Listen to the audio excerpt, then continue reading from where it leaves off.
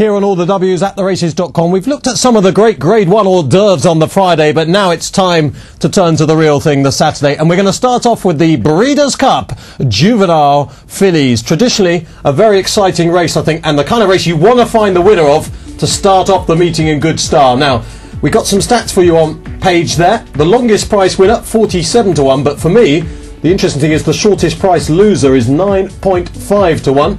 The median price of winner is 2.3 to 1, so favourites go okay. And the average price of the winner, 7.9.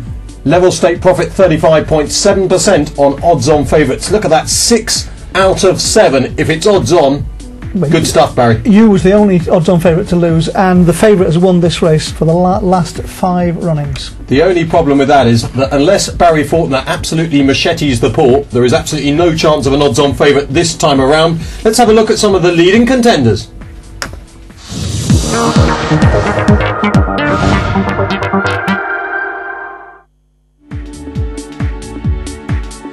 Has now moved to second. Sunday Holiday is third, and the others are barely running. They're coming down to the final 16th of a mile, and here is a sparkling 2-year-old filly geared down for the final furlong. Indian Blessing has won in a romp. The final margin was about 3.5 lengths.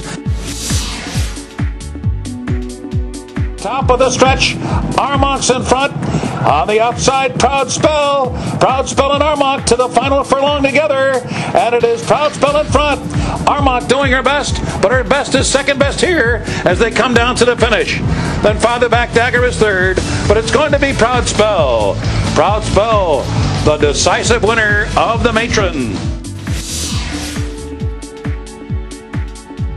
Irish Smoke now driving hard, trying to reel in More Happy. They're at the 8th pole, and it's Irish Smoke now in front. More Happy is second. A to the Croft with the final try on the outside. Irish Smoke leads by 3. A to the Croft, second best here to a good looker. Irish Smoke. So there are some of the runners in the Breeders Cup Juvenile Fillies. Let's go straight over to Barry Faulkner now. Indian Blessing. Here's a quiz question for you, Barry. How many Frisette winners have won the Juvenile Fillies? I don't know, Matt. You're going to tell me? 7. It's the best prep for the Juvenile Fillies. The New York is generally the best place to come from, and the Frisette is probably, I think Matron would probably the only other one you might have had a winner from.